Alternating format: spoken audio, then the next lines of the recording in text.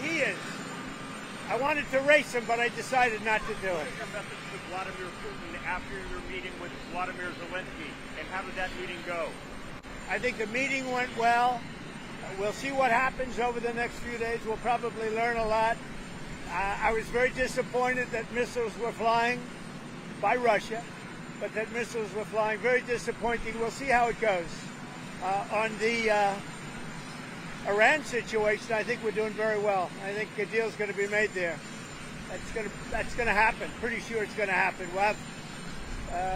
We'll have something without having to start dropping bombs all over the place. Trust President Putin? Say it again. You trust President Putin? You know, in about 2 weeks. You did very nice at the dinner the other night. I was very proud of you. They had your picture up, everything. Very proud of you. I said, I know him. What did Zelensky tell you that made you reassured? Well, it wasn't that. It was just, look, they have a tough road ahead, okay? And we had a good meeting. It was a nice meeting. It was a beautiful meeting. I'll tell you, it's the nicest office I've ever seen. It was a beautiful, beautiful scene. But he was very, look, he wants to do something good for his country. He thinks he's doing a good job, and he's working hard. We'll see what happens. It's a very complicated deal. He told me that he needs more weapons, but he's been saying that for 3 years, He needs more weapons, and we're going to see what happens. I want to see what happens with respect to Russia. Because Russia, I've been surprised and disappointed, very disappointed that they did the bombing of those places after discussions. Are you going to talk to Putin again? Yeah, I will. Did President Zelensky talk to you about Crimea? Well, he did, very briefly, but Crimea was given away by Barack Hussein Obama and by Biden. That's 11 or 12 years ago. That's a long time ago. I don't know how you can bring up Crimea, because that's been a long time. Nobody brought it up for 12 years, and now they bring it up now. So I told them, you can maybe go back to Obama, ask him why they gave it up. They gave it up without a shot being fired, by the way. What do you want Vladimir Putin to do? Well, I want him to stop shooting, sit down, and sign a deal. And we have the confines of a deal, I believe, and I want him to sign it and be done with it and just go back to life. What punitive action are you considering taking against Russia? Well, I have a lot of things I can do. I'm not looking to do it, but I have a lot of strength. We've built the United States up.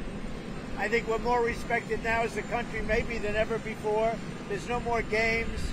You have somebody that knows what he's doing, not like the previous person who didn't have a clue. So, I want to end that. I want to end the Iran situation if we can. And we have other things too. We got plenty of problems in the world. When I left 4.5 years ago, and I'll tell you what, we didn't have any of these problems. The good news is costs are way down, groceries are down, eggs are down, gasoline is way down. It's all coming down. It's all looking good. The tariffs are strong. We're taking in a lot of money from tariffs. We were losing a lot before I got here. We were losing billions of dollars a day, and now we're doing great, and we haven't even kicked in yet. And eventually we'll be reducing taxes very substantially for the people of our country, because the money is so great coming in from tariffs that I'll be able to reduce taxes to a very large extent, and maybe almost completely. Keep saying 2 weeks about President Putin. What is 2 weeks? Give us, what is the actual date? What is the timeline? 2 weeks or less, and if it's a little more at the time, I say, but they're losing a lot of people. We have 3,000-4,000 people dying every single week. That's a lot of people to lose. You can imagine parents waving from Ukraine and from Russia, waving to their son as he leaves, and a week later he's dead on a battlefield, all carved up and chopped up. I've seen it. I see the satellite pictures. They're horrible. They're horrible. I would say it can't get any worse. Body parts laying all over. I don't even like looking at them. Body parts laying all over fields. What are they doing? It would have never started if I were president. Is your relationship with President Zelensky better now than things were in the But Oval look, Office? it was never bad. We had a little dispute because I disagreed with something he said, and the cameras were rolling, and that was okay with me.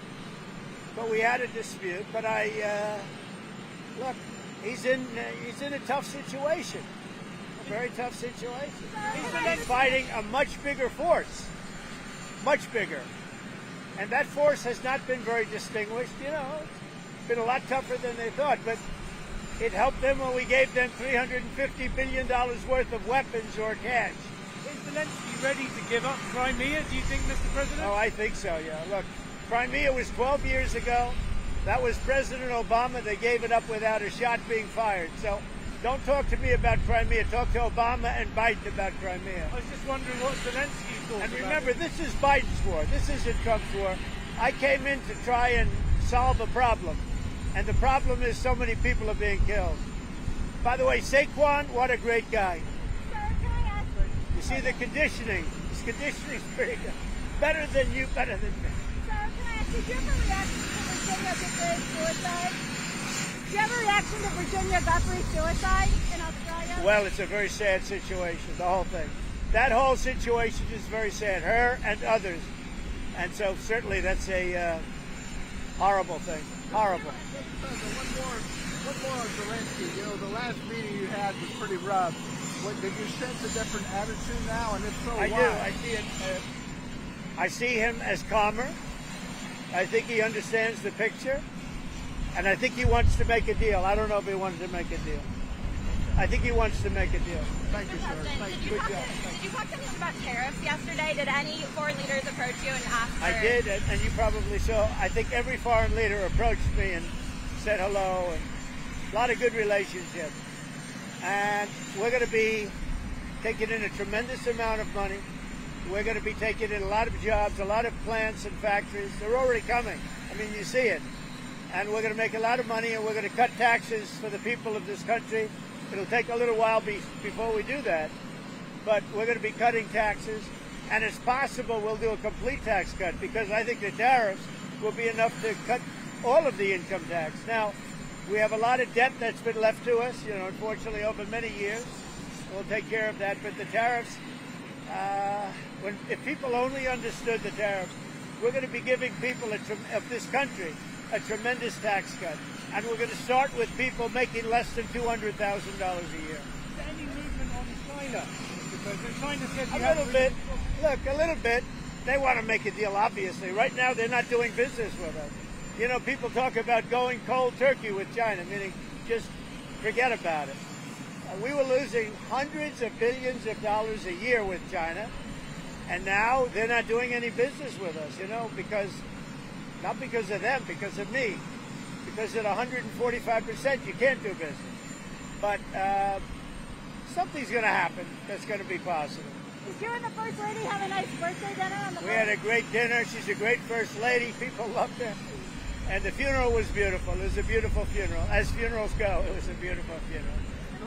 The Wisconsin judge is being prosecuted by the FBI for sheltering someone that ICE was trying to detain. Do you have any thoughts about that Wisconsin judge? Well, I think it's horrible.